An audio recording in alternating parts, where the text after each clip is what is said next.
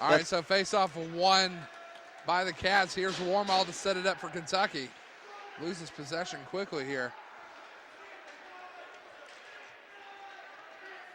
Now Kentucky trying to get into the zone. They'll get it into the zone and going to be chasing it down, looking for a centering pass. Turned over. Richnowski coming up, top of the zone. He's looking for the open man. He loses possession. Puck back to Kentucky. Nice check there. And we have a whistle right off the bat. Looks a little bit of a messier game tonight. Seems like UK's kind of took the first and second period trying to play their finesse game that they were used to and not really getting anywhere with it. Seems like once they started to grind towards the second, definitely made a little bit more progress with 4 goals. Goaltender getting admonished for not having his helmet on the bench. Team rule says you must, or league rule says you got to leave it on. Especially considering that he has absolutely horribly bleached hair, which is just terrible. So. Staying in, here comes Amford in behind the net. Tried to take him off the puck, failed in doing so. We'll send it back to Skirton. That puck in the corner, wrapped around. And Ryapel couldn't keep it in the zone. It's going to go the length of the ice. Sarah's going to try to pick it up for Kentucky. Back to meet him was Cotton. Pergram out on the ice as well. Sarah's possession in behind the net. Cats will try to break it out here.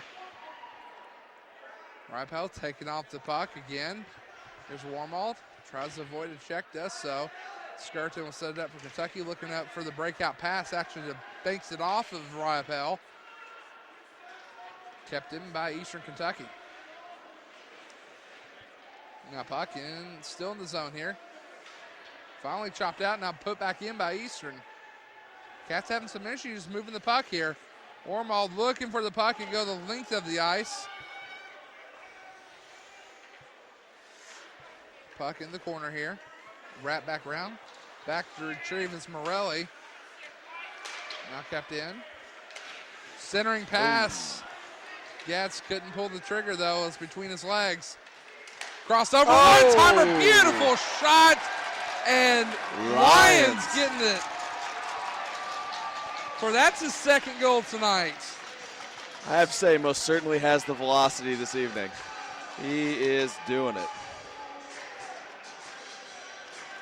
So Lions from, that was Getz, I believe.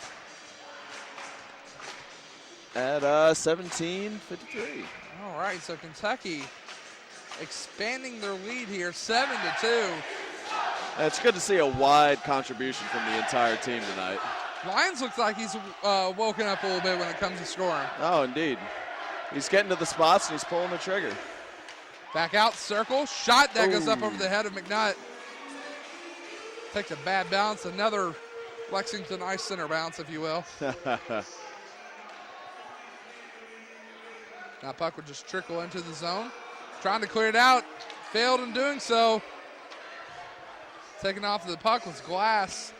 Now he's able to find it between the legs of a defender. Eastern Kentucky trying to dig it out, having some issues here. Cats come out with it. Vince snipes and scores! So Vince makes it 8-2. From Getz, again, Getz getting another point there. I don't think anyone saw that one coming. That was impressive. 17:05 remaining. This one is quickly getting out of hand. Yeah. It seemed like the first period that came out a little slow, and they're really just picking it up now. Now here's Simandl trying to get into the zone.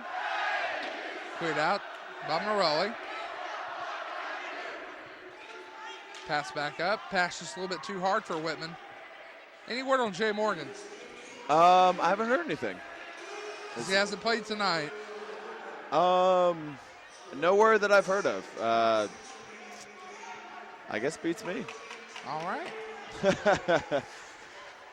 Some help you are. Yeah. Yeah. Oh, actually comes off the knee of Graham and goes into the bench. 16:29 remaining on the clock here in the third period of play. I know some of the inner workings of the team, but not all. Okay. We need to get you to become our investigative reporter. All I know is rumors. So I hear this, that, and the other thing. Okay. There was an odd rumor going around tonight that Valerino was going to play for EKU. Yeah, somebody actually put that in the chat room, and we were just kind of befuddled by that one. Yeah, I was kind of assuming it was just a joke, but hey, it would have been amusing either way. Yes, it would.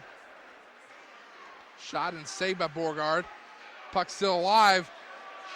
And net comes off, and we'll have a face-off.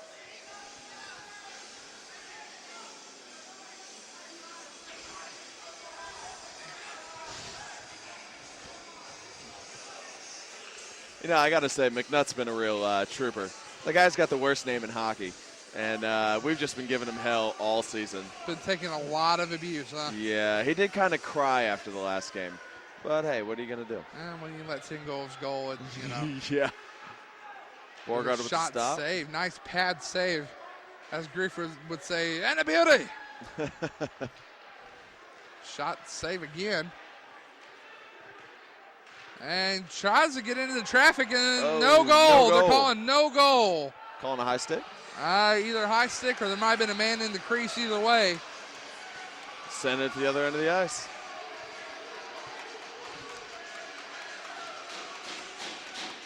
I got to say, it's a smaller crowd tonight, but it is a rowdy crowd. Well, you know, it was a little bit earlier, but right. In the third period, we started to see a little bit of a crew trickle out. Yeah, it tends to be the 2 o'clock before the bars close kind of crowd, but I have to say they've been small but persistent. Very nice, very nice. Cats coming in again, wrapped around here, skirted. Pinned up against boards. Warmall taking a little bit of abuse. Now puck's over to the right-hand side. Skirton pick it up again. Probably one of the scrappiest players this team has seen in quite a while. Indeed. Now tries to play it off the boards. Does Hubbard. And legal forward motion on the pass. We'll have a face-off with 15:09 remaining here in the third period.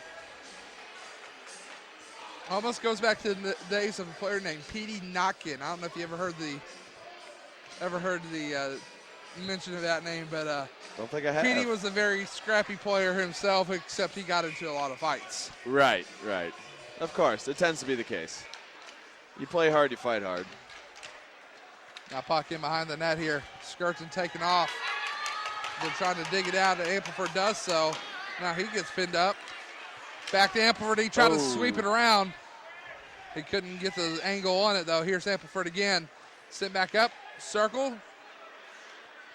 Skirton tried to do one too many moves there. Loses possession. Here comes Eastern Kentucky again. In behind the net. Warmall tries to set it up for his own squad. And Ampliford not able to hold on to it. They'll sweep it back in behind the net. Here's the Lions. Back to Warmall. Skirton not able to hold on to it. Think he would try to pull a shot. It goes wide, and we do have a whistle. Looks like the net came off the moorings again.